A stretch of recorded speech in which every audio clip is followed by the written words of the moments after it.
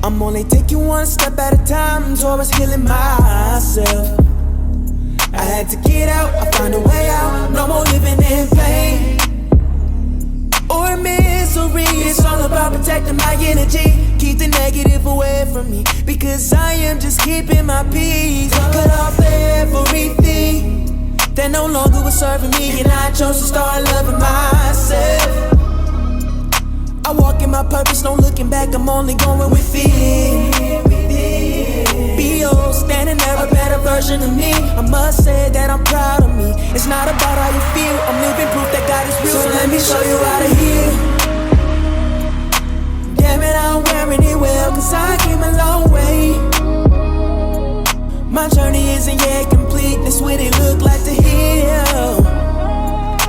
Damn it, I'm wearing it well, I'm proud of myself.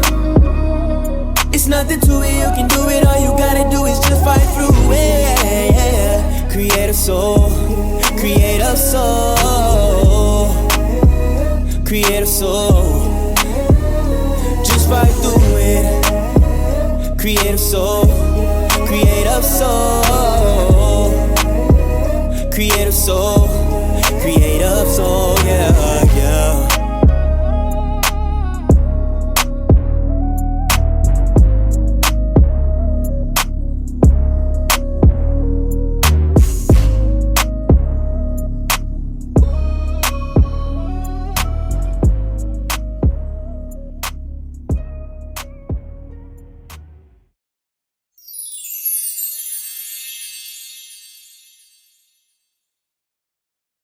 Welcome to Pain to Purpose podcast, where we have open discussions to heal together as a community. We have a bonus episode today, and we are talking about mental health awareness. And our special guest is Pastor Kechia, is what I call her, but she has many hats. Welcome, Pastor Kechia. Thank you so much for having me on. I really appreciate you. Mental health is something that's near and dear to my heart, whether it's pastoral counseling, Christian counseling, doing therapy that I do currently in schools or in my individual private practice. Mental health is very important. So thank you for doing this special episode, and thank you for including me. Thank you for coming on. I really appreciate it. I know you are very busy, so I do not take this time for granted at all. No, thank you. So I'm going to give you the floor. Give us a little bit about yourself and to educate us on mental health awareness. Okay, great. So my name is Kechia Thomas English. I am a licensed marriage and family therapist. I have been since 2009. And I've worked with varying groups. I've worked with children, adolescents, adults, couples, groups. I currently work in a school setting, actually in elementary school, and you'd be surprised of the need in elementary schools for therapy, both for children and for their families. You call me Pastor Kechia because you know me as a licensed and ordained minister. I'm a pastor, co-pastor of Raising Hope Christian Fellowship. Been doing pastoral counseling probably since 1999, so probably an additional 10 years prior to me becoming licensed as a marriage and family therapist. I also, I have children, I have grandchildren, I have godchildren, and like I said before, mental health is something that is near and dear to my heart. I have this shirt on, and if you can see it, it says "Fight the Stigma." I'm gonna raise that. Fight the stigma, because mental health comes with so much stigmatization, particularly in communities of faith, in communities of color. And it is so important that we fight that stigma so that everyone who needs help can get the help that they need. You know that if you have high blood pressure or diabetes, you are going to go to the doctor. and get Right. some insulin or get some medication. Even if you have a cold, we get COVID, we got COVID vaccine. Some of us were vaccinated. When we have a physical ailment, we always go and get the help that we need. Those of us that are in the community of faith, do we pray about it? Absolutely, we pray about it. And we also pray about those people, those healers that God has put here on this earth to help us in terms of healing our physical. If you're not a person of faith, you still have trust because you don't know necessarily who you're going to when you're going to the doctor to get treated, Right. but you go and get treated. Right. With mental health, sometimes people shy away from getting the help that they need. They don't want to be called those names, right? Right. Names that people attribute to those who may be suffering from depression, who may be suffering from anxiety, bipolar disorder, schizophrenia, post-traumatic stress disorder. And so we don't go, but we should go. Right. It's like we have physicians there, we have therapists, psychologists, psychiatrists who have been educated and are well versed in meeting the needs of those who need to address their emotional and mental health and well-being. And that is so important today. Um, if you look at the world post-COVID, during COVID, there was so much going on and so many things. And people suffered from social isolation. A lot of folks had severe depression during that time because of that isolation. And that was for a period of time. But prior to that, and since that, there has always been and there is a need to address mental health. We think about it sometimes and we go, why is she sitting at home? Why is she sad? Why is this person sleeping all the time? Why is that person nervous about things? Why do they continue to do things in a repetitive way? Why do they keep making the choices that they make? How come so and so doesn't seem to be able just to pull themselves up by the bootstrap and get going like the rest of us do? Well, guess what? There could be something much deeper going on with that person, with those people, with those individuals, with that family member, that sister, that brother, that cousin, that aunt, that uncle, that friend that we can't see, right? Right. So we don't really attend to it. The fact of the matter is that 1 in 5 adults experience mental illness or an episode of mental illness every year. 1 in 20 adults experience a serious mental illness account every year. 1 in 6 United States youth ages 6 to 17 experience a mental health disorder each year. 50% of all lifetime mental illnesses begin by the age of 14 and 75% by the age of 24. We ask, what's going on with our young people today? They may need to have an assessment done, to have someone to talk to have a community to support them, to have professionals to spend time with them so that they have that person that's designated for them to speak to. It's wonderful, right? We love our children. We love our grandchildren. We love our nieces and nephews, but all the time they don't feel safe in sharing what's going on with us because they feel that, again, that word stigma, right? They're going to be stigmatized by it. They're going to be judged by it. Right. And they have concerns, but they need that person. They need a professional to talk to meet their mental health needs. And guess what? Those are the people that are diagnosed with disorders, but mental health affects those people that love them, that support them, right? So if you have those numbers of people who have had a mental health incident or who've had a diagnosis or who have diagnoses, then guess what? Their family members are also involved, right? And so really we need to do a fully orbed view and supportive approach to mental health. It's not just about that person that has the diagnosis. It's also about those people who can be there to support them, not in a formal way, but in an informal way. And that's very important as well. So, Pastor Kechia, why do you think that our community is so quick to judge instead of help?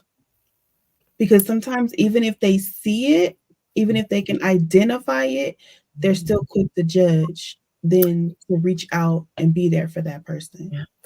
I think a couple of things. I think sometimes we're afraid of what we don't know, and we're afraid of what we can't do. And oftentimes, when we try to assist and help those loved ones who have mental health concerns, we're at a loss. Our communities may not know, we may not know where to go to get the help, or we've had a bad experience with getting help, or we recognize it as this is just a phase, or we see it as just as this a phase. So, you're not crazy. Well, no, they're not crazy. That's a word that I really have a distaste for, because you're not. They have a disorder. And so being able to wrap your arms around them and support them through. And guess what? There are organizations out there who can help you find the help that you need. And so although you may be ignorant in that you don't know where to go, resources are out there to help you. And so I think it's fear. It's fear of not being able to do, or fear of maybe being afraid of doing the wrong thing or pointing someone in the wrong direction. It's not being educated that more people have mental health issues and concerns than you would think in our community. And knowing that if you're in the community of faith, getting help does not mean that you're not trusting God, because you're trusting Thank God. you. Can you say that one more time for the people in the back? Yeah, getting help does not mean you're not trusting God. We're going to trust God through the whole entire process. We're going to trust him to lead us, to guide us, to direct us to the people we want to go, to the type of therapy that we need. If there's medication that's needed, medication is not, you're going to take that insulin every day if you get diabetes and you've been directed to by your doctor to do so, right? You're going to take that high blood pressure medicine if you have hypertension and you don't want to stroke out and have a heart attack. You're going to do what you need to do. And God has put people here on this earth to guide us in the area of mental health. We do not have to stay in the dark ages. We don't have to stay uninformed. We don't have to stay ashamed and afraid. We need to move forward in a bold and a dynamic way. Yeah. Thank you for that. So, Pastor Kechia, can you tell us different ways for someone to get through, to improve the mental health? Let me. I know you said medication and prayer. Is there anything else that? Absolutely. So in terms of, I'm going to start formal and I'm going to go to informal. Okay. So you can go to a psychiatrist if you feel that the disorder may be severe enough that you need medication. They can do an assessment for you. They can do a fully orbed assessment and to see if medication is warranted. In some cases, medication is warranted because sometimes our balance is off in terms of physiological balances, right? And so you may need that. You may go to a psychologist and they may be able to do an assessment. A therapist, I do assessments all the time and give diagnoses.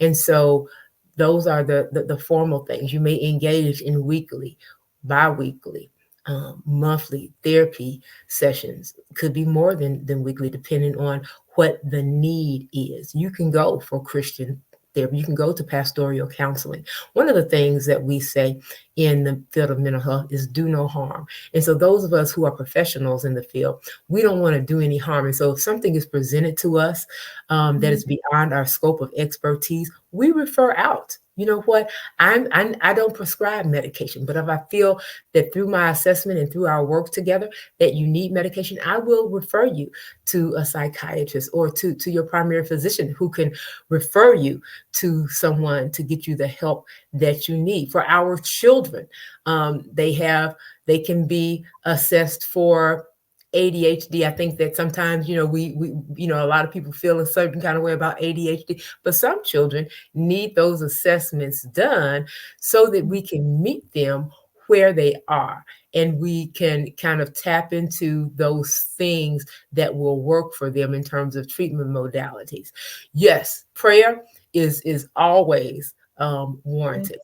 I'm going to tell you, I just read a book and it's called What Happened to You, and it's by Oprah Winfrey and Dr. David Perry, and it talks about a lot in that book what's called ACEs, or adverse childhood experiences, and how the trauma of childhood experiences affect us all the way through to adulthood. And one of the chapters in the book talked about those informal supports that people have that you might not even have to go to a therapist. But if you have someone that you can share your heart with, share your pain with, share your trauma with, and they will support you without judgment, then sometimes that's just as good as going to a therapist. Now, when things get to where you may be feeling that you're going to harm yourself, or your life or your way of life is not what it used to be, and it's diminished, you're not going out, you're sleeping too much, you're not sleeping enough, you're overeating, you're not eating, you're having panic attacks, those things, then you may need to go see a professional. But sometimes all you need is a listening, objective, non-judgmental, supportive ear or ears that can be there to support you. And so really having that person or those people there is good. And by no means am I diminishing those of us who have been educated and know this field of mental health. But sometimes you just need that community and that person for you to really talk to and be able to share and to listen. And all the time, here's the other thing. People think that when someone's talking to them, they have to provide an answer. That's not necessarily the truth. Sometimes it's just the need is just to be heard, just to listen, not to be judged, be able to share openly and honestly, and be able to know that you can go to that person or those people and they are going to be there for you, supporting you, or sending you to somebody else when they see, hey, my friend is really struggling. This is beyond what I can do. I want to refer them to somebody else who can help them. Yes. So, Pastor Kechia, is there a number or a certain resource that people can reach out to if they don't have insurance for mental health? Absolutely. I'm gonna pull up the national hotlines and the numbers that you can call. If you need help, you can text if you're a texter, because I know we live in the text generation. You can text 62640. That is the NAMI, that's the National Alliance on Mental Illness, NAMI helpline. 62640. Okay, you can text that, or you can chat online. If you're in a mental health crisis, you can text 988 988 24 hours a day, 7 days a week. That's really important if you're in a mental health crisis. 988. If you want to speak to someone from the National Alliance on Mental Health, you can call this 800 number. It's 800-950-3333. 6264. 800 950 6264. Thank you. So before we close, Pastor Keisha, is there anything you would like to leave with our audience? Mhm. What I'd like to share with your audience is this: all of us have something going on. We have faced things in the last 5 years that we have never faced before. And prayerfully, we won't face again, but we don't know what that will look like.